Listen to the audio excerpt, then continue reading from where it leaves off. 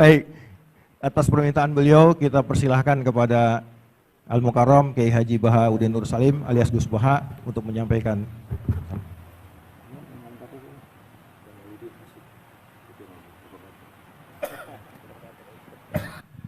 Assalamualaikum warahmatullahi wabarakatuh.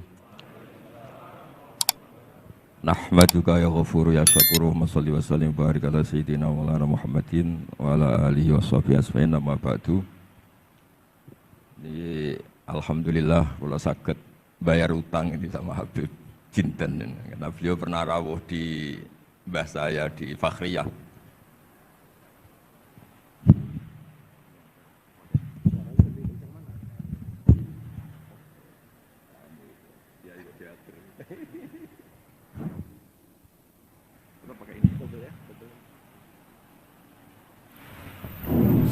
Cukup.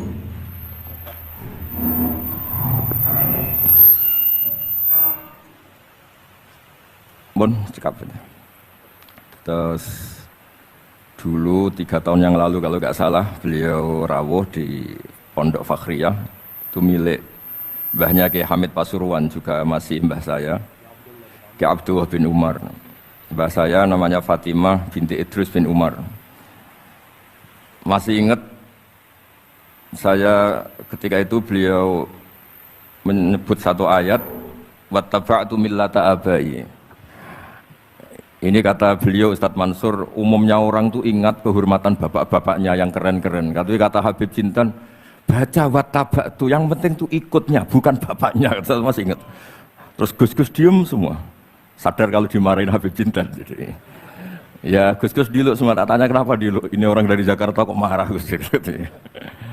Ya itu unik, itu cara istidlal guru-guru kita. Jadi kalau wattaba'tu millata abai, kata beliau rohnya itu di wattaba'tu itu. Ittiba awal cuma iftakhir ba'da. Ittiba awalan baru bangga dengan bapak-bapaknya. Jangan bangga dulu enggak ittiba gitu loh. Jadi alim dulu baru bangga Habib Jinten. Jangan bangga muridnya Habib Jinten ndak alim-alim. Gitu Beb. Ya. Jadi memang saya secara sengaja cerita sanad ini saya baca Mas Jamal ya, panggilannya apa? Mas Jamal. Mas Jamal ya. Pertama saya baca Al-Iqdul Farid, ini karangannya Said Muhammad bin Alawi. Di sini saya baca supaya barokah dari karangannya Sayyid Muhammad. Di antara orang yang beliau sebut dari ulama Indonesia, beliau ngendikan Al-Habib Al-Mu'ammar Ali bin Abdurrahman bin Abdillah Al-Habsyi. Wal Habib, ya Kuitang ini Bebe. Ya, jadi juga. Ya, ini juga jad beliau dari omnya Wal Habib Ali bin Husain bin Muhammad Al-Attas, Sahibit Tad. Wal Habib Hamid bin Muhammad bin Salim Asyiri. Wal Habib Muhammad bin Ahmad bin Zain Al-Haddad. Wal Habib Syekh bin Salim bin Umar Al-Attas. Nah, ini Wal Habib Salim bin Ahmad bin Jinten bin Syekh Abu Bakar bin Salim. Ini kitab karangannya Sayyid Muhammad bin Alawi. Terus ketika beliau cerita Sanad Ad-Darimi, Sunan Ad-Darimi, beliau ngendikan Arwi Sunan Ad-Darimi Anis Sayyid Salim bin Jiddan, Alian Anil Habib Utsman bin Abdullah bin Akil bin Yahya Al-Alawi, Mufti Batawi. Ya, An Utsman bin Hasan Ad-Dimyati Anil Amir Al-Kabir. Jadi keberadaan Habib Salim ini mudawwan, selain faktanya beliau sering ta'lim juga mudawwan dibukukan. Saya pernah hormat kholnya Syekhona Khalil. Di situ di antara manaqibnya ditulis min ajalli ta'lamidihi Salim Al-Habib An-Nasib Salim Maula Jinten, itu Alu Jinten disebut di situ. Jadi ini bukan cerita untuk tafakhur, bukan untuk fakhriyah, tapi ini memang fakta untuk fakhriyah. Karena pondoknya buyut saya juga namanya fakhriyah, Minal fakhriyah. ya minal fakhriyah ilal fakhriyah kata. Nah ini tentang sanad. Tadi saya sudah mentasihkan beliau dan beliau mengkuatkan hujah kita. Dulu ketika Habib Salim banyak orang yang menyalahkan orang pakai celana, nanti jenengan yang cerita. Beliau juga bela kultur itu. Saya pernah baca di kitabnya Said Muhammad Alawi, judulnya itu Manhajus Salaf fi Fahmin Nusus. Di kitab saya itu halaman 423. Nanti bisa dicek halaman 423. Di situ ada kata-kata wa kanat sunnatu Rasulillah sallallahu alaihi wasallam annahu yat'amu ma yajiduhu fi ardi wa yalbasu ma yajiduhu wa yarkabu ma yajiduhu mimma abahahu Allahu ta'ala. Terus beliau cerita, siapapun yang makan faman at'ama ma yajiduhu fi ardi fahuwa al-muttabi'il sunnah kama annahu hajjal baita min madinati nafsi faman hajjal baita min madinati nafsi fahuwa al-muttabi'il sunnah. Jadi supaya perasaan orang Indonesia ketika berpakaian seperti ini, seperti saya, seperti teman-teman ini tetap tercantol, tetap terhubung oleh Rasulullah Shallallahu Alaihi Wasallam. Misalnya Nabi, karena beliau itu orang Madinah, tentu hajinya atau mikotnya dari Dzul Khulaifah. Karena kita orang Indonesia lewat Yalamlam ya harus lewat Yalamlam. Waqata Rasulullah li ahli Madinah Dzul Khulaifah, wa li ahli Syam al-Juhfah, wa li ahli Najdin Qornan, wali ahli Yaman Yalamlam. Jangan mentang-mentang ikut sunnah Nabi terus orang Yaman mikotnya dari Dzul Khulaifah, orang Sam juga dari Dzul Khulaifah. Semua itu harus min madinati nafsi. Sama seperti Rasulullah yat'amu ma yajiduhu fi ardi, kita juga nat'am ma najiduhu fi ardina. Sehingga jangan sampai umat Islam yang perilakunya keseharian ini sudah baik, kemudian merasa tercerabut dari sunnah Rasulullah Shallallahu Alaihi Wasallam. Karena Nabi seperti mana kita ingin dan kita tahu, ketika ada orang Arabi bilang Allahumma rahamni wa Muhammadan wala tarham ma'ana ahadan, ya Allah hanya saya dan Muhammad yang perlu engkau kasihani, yang lain jangan. Kata Nabi, laqad tahajjarta wasi'an, rahmat Allah yang luas ini kamu persempit hanya karena mungkin kita orang Jawa, orang Indonesia. Makanya saya ini bangga ngaji sama Mbah Mun. Beliau orang Jawa, saya ngaji juga hanya di Indonesia. Tapi guyonannya Mbah Mun dulu itu lucu. Wong koyok kon itu kayak orang Jawa, kayak kamu itu mesti ada yang alim. Karena Islam ini kafatal linnas. Makanya yang ahli nahwu itu Imam Sibawayh, padahal beliau Persia. Imam Ghazali juga bukan orang Arab, tapi alim hujatul Islam. Karena Allah ingin memaklumatkan bahwa agama ini kafatal linnas. Bukan milik orang Arab saja, bukan milik siapa saja, tapi kafatal linnas. Makanya kita harus bangga dengan tradisi para habaib. Ada Rauhah Bukhari. Bukhari itu kita tahu namanya itu Muhammad bin Ismail, bin Ibrahim bin Mughirah. Setelah itu sudah namanya bin Bardasbah. Maula al-Ju'fi ini, Bardasbah itu orang yang dulu diislamkan keluarga al-Ju'fi. Itu Mbah Mun kalau guyon itu, Bardasbah, cara Jawa, Parmin, Parlan. Tapi nyatanya dia putu alim alamah namanya Imam Bukhari.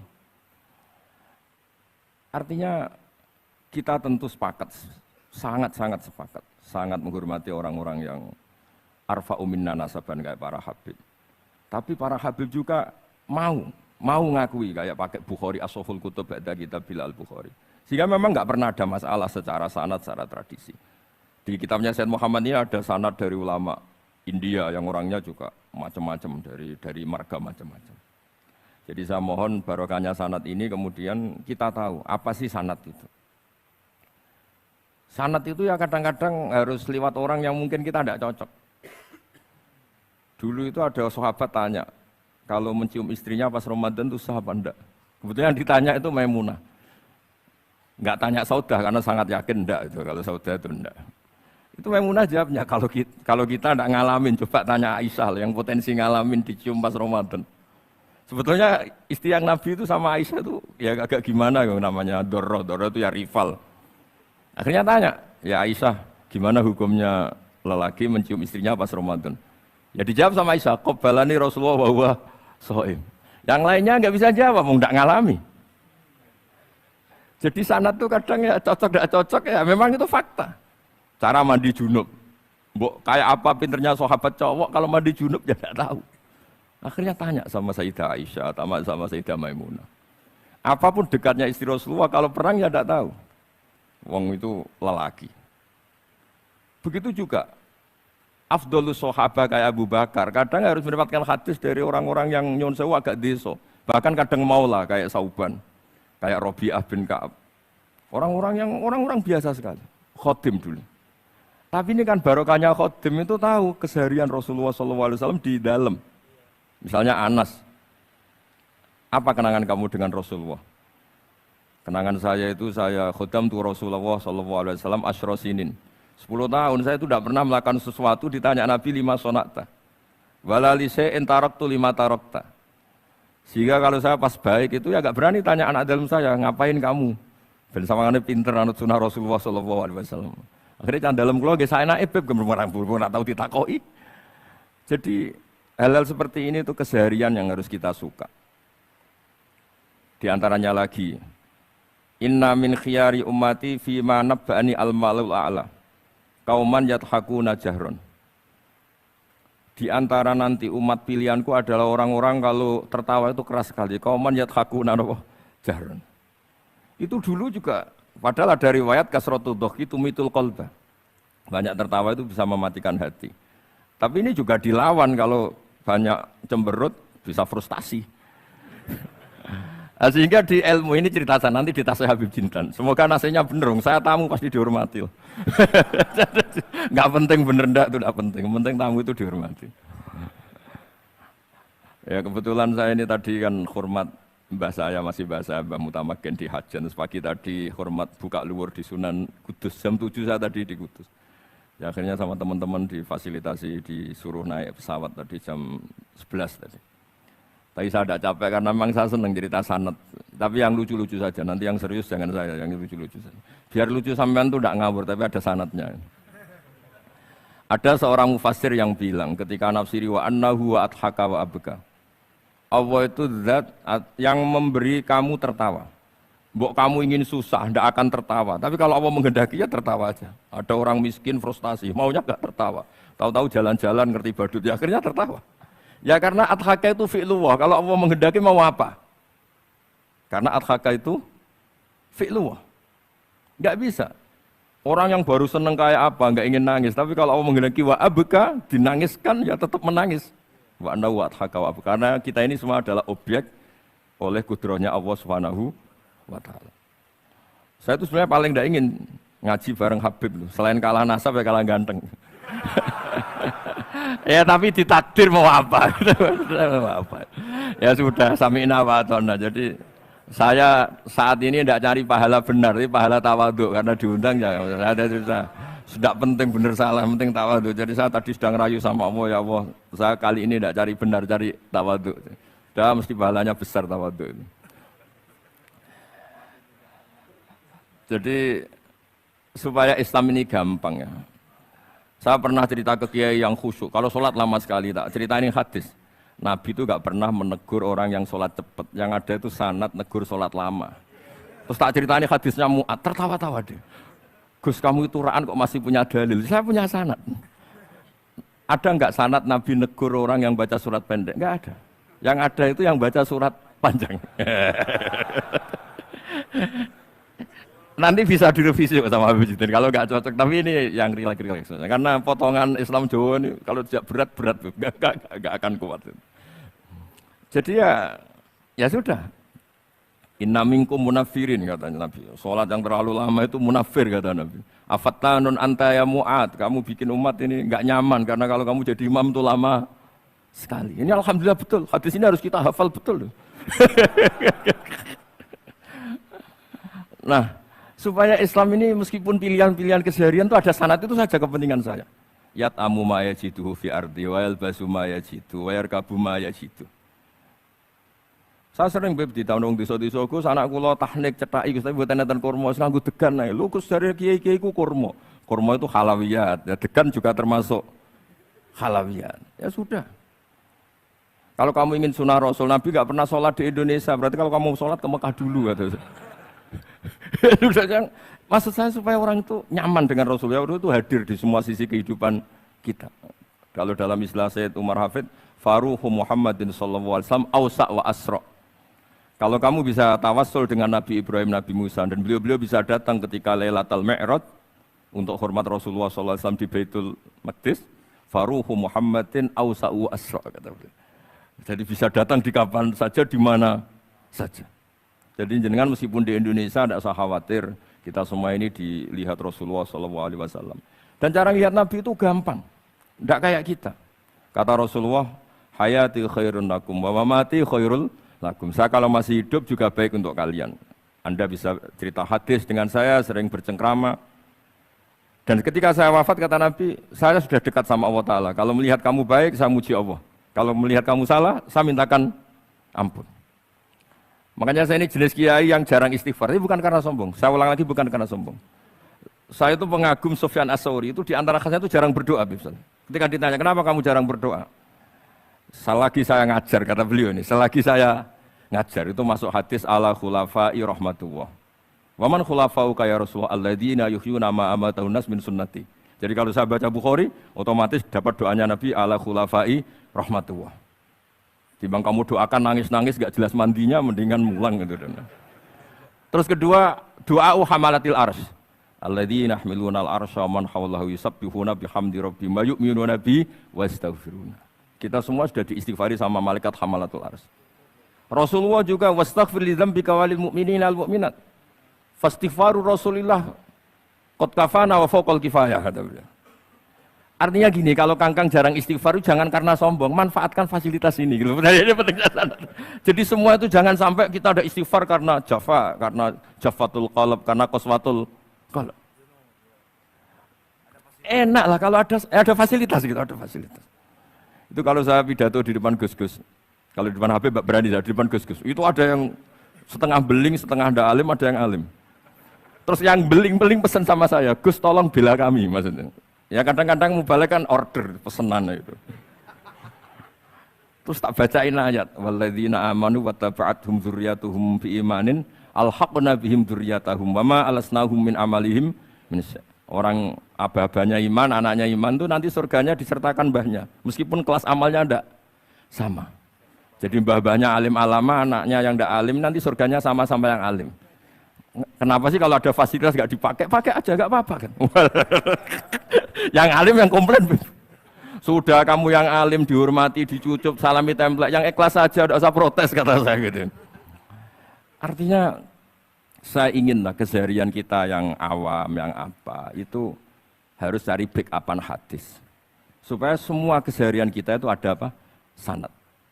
Misalnya sampean kalau malam itu nggak bisa tidur, tahajud ndak, witir ndak, ya mutolaah ndak. Tapi lihatlah itu sebagai tarkul ma'asi. Apa tarkul ma'asi? Alhamdulillah, malam ini saya ada zina, ndak maling, ndak dugem.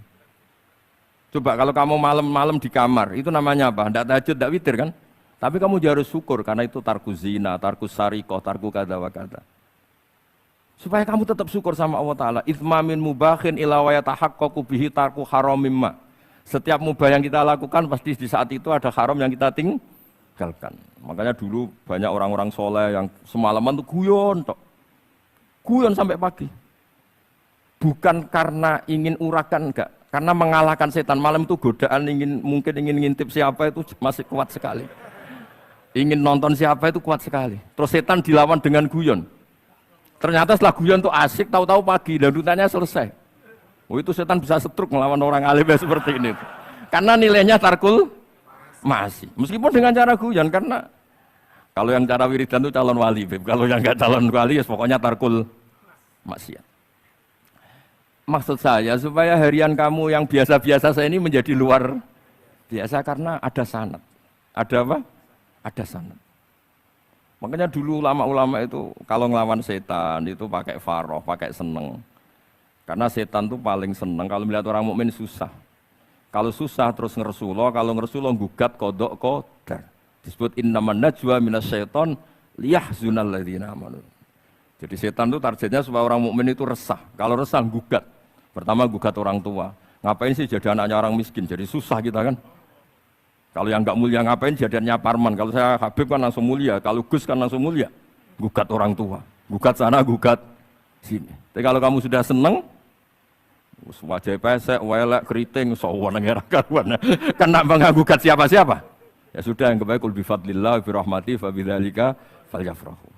Jadi saya ingin semua itu senang bi fadlillah bi rahmati, yang rileks, yang saya ini kalau nuruti capek-capek. Tadi malam saya di Mbah Mutamakin, tadi pagi hormat Sunan Kudus.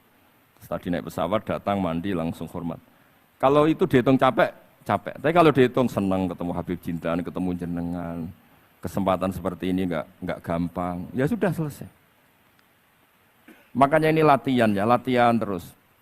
Saya ulang lagi apa, latihan terus. Supaya Islam itu ada di semua sisi hidup kita. Tuh, saya pernah cerita, sering cerita di mana-mana itu. Ada wali itu istrinya cerewetnya bukan main. Wah itu semua muridnya sudah tak biayai kamu cerai, nanti tak ganti istri yang lebih baik lebih. Enggak mau nyerah alasannya apa? Ini wanita bahaya sekali. Kalau sampai dinikah orang lain, kasihan orang lain dapat musibahnya. Biar saya aja yang ngalami, kata-kata wali itu. Jadi dia ada ingin, makanya ada juga kiai di santri bullying di rumah teh. Santri ini nak pindah pondok, ngerusak pondok uang, mendingan pondok kuai. Jadi dia handle. Terus sekarang apa? Dia handle daripada ngerusak pondok orang lain, mendingan pondok. Jadi cerita-cerita seperti ini harus kita kaji. Supaya semuanya itu pakai sanad ilmu. Sama lihat di kitab Ihya itu. Ada bab-bab di Ajaibul Qalb. Apa di bab apa? Ajaibul. Di situ kayak apa Imam Ghazali memerankan orang-orang pilihan Allah yang menjadi gampang melihat keseharian. Misalnya gini, misalnya Islam zaman akhir kan katanya tantangannya banyak. Coba kalau baca ayat wa ya'ballahu illa ayyutimma nurah wallahu mutimmu nurih. Agama ini milik Allah, diurus oleh Allah Ta'ala. Islam ke Indonesia itu enggak ditunggoni Nabi. Nabi sudah intaqala ila rafiqil a'la. Kadang di kampung-kampung di Islam nomodin. Ya jalan karena ini agama Allah. Kita ditinggal-tinggal orang yang lebih baik ketimbang kita. Islam kita tunggui. Ya jalan, memang ini agama Allah yang ngurus Allah. Kamu tidak usah khawatir. Jadi senang kita bukan karena dablek, karena yakin jaminan Allah Subhanahu wa taala. Jangan sampai kamu itu senang karena dablek, karena arogan, jangan. Karena bidomanillah, yakin bidomanillah wa bikafalatillah. Seperti senangnya Sayyid Abdul Muttalib. Ketika Ka'bah mau dirubuhkan Abraha, ada penyerangan Abraha. Ini yang Mbah Mun sering cerita ini. Wah itu semuanya kalah. Terus takut, man Sayyidu Hadil Wadi. Siapa tuan di sini? Abdul Muttalib. Abdul Muttalib itu datang dengan wibawanya yang luar biasa. Abraha itu sampai bingung dia. Kalau duduk di singgasana dia disalahkan orang banyak. Karena raja kok duduk berdua sama orang yang tidak raja. Kalau Abdul Muttalib di bawah, dia nggak punya nyali karena ada haibahnya Sayyid Abdul Muttalib. Oleh takdim luar biasa. Setelah itu tanya, apa keinginan kamu? Saya tidak ingin perang, saya hanya ingin merobohkan Ka'bah. Ternyata Sayyid Abdul Muttalib jawabnya apa? Unta saya yang 100 lo kembalikan dulu, tidak usah cerita Ka'bah. Kagetnya bukan main Abraha. Kamu ini pemimpin yang nggak benar. Ka'bah itu dinu kawadinu abaik, itu kan agama kamu. Mau saya robohkan kamu malah bicara unta. Ini kamu itu pemimpin model apa? Jadi saya nyesal hormat kamu, ternyata kamu mental kamu hanya mikir apa? Unta.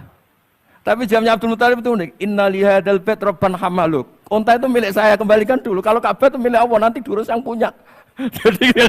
jadi di balik seenaknya itu ada tauhid yang luar biasa. Makanya saya termasuk kiai yang nggak susah kalau mau mati. Kalau mau mati, mati aja. Saya udah mikir kalau setelah saya ini agama gimana ya, gak gimana-mana. Agamanya Allah Ta'ala. Jadi dibalik, ya secara lahir kan seenaknya. Ternyata inna lihadal bait rabban hamaluk. Ka'bah itu ada yang punya, nanti biar diurus yang punya. Nah maksud saya kalau jenengan ini kan insya Allah dablek semua. Kawin ya nggak mikir, istri saya nanti makan apa. Ya kan? Masa depan kamu ya tidak dipikirkan, warisan nggak punya apa-apa, nggak punya ya sudahlah. Bukan karena dablek, karena tawak. Ya itu saja, pokoknya saya ingin ngomong, pokoknya perilaku Anda keseharian itu jadi energi to'at. Ya, perilaku keseharian Anda ini jadi energi apa? Itu saja. Barokahnya kamu ngaji napa sanad. Itu dulu ada ulama, miskin sekali. Itu tiap pagi datang ke gunung paling tinggi, terus dia duduk itu agak-agak angkuh itu. Siapa yang lebih raja ketimbang saya? Terus ditanya, kamu tidak raja kok merasa? Ukuran raja itu tidak ada yang berani nyurus. Di sini juga tidak ada yang berani nyurus saya. Lu itu sudah bisa syukur sampai mati. Karena sekali dia kumpul orang, lihat orang naik Alphard ngeluh, lihat orang punya istri cantik ngenes, lihat apa ngenes daripada gitu naik ke gunung. Siapa yang bisa menandingi keladatan saya dalam hidup ini? Ana ma Allah wabillah ngomel-ngomel sendiri. Tapi itu cara dia syukur. Cara dia apa? Syukur. Dan akhirnya betul dia punya sanad. Mangkana aminan fi sirbi mu'afan fi jasadi intahu kuntu yaumi faka'anna ma khizat lahu dunya bihadzafiriya. Ya sebentar orang itu sehat, ya aminan fi sirbi mu'afan fi jasadi intahu kuntu yaumi faka'anna ma khizat lahu dunya bihadzafiriya. Jadi Ya ini madhab saya karena saya diundang di sini pasti Habib Jiddan juga ingin khas saya. Jadi kalau saya pura-pura tawadhu, pura-pura baik kan kaget. Kenapa Gus Bak sekarang jadi baik kan nanti? Ya ini anggap saja jujur. Ya kok rubah gitu. Nggih ngoten mawon mugi-mugi barokah. Assalamualaikum warahmatullahi wabarakatuh.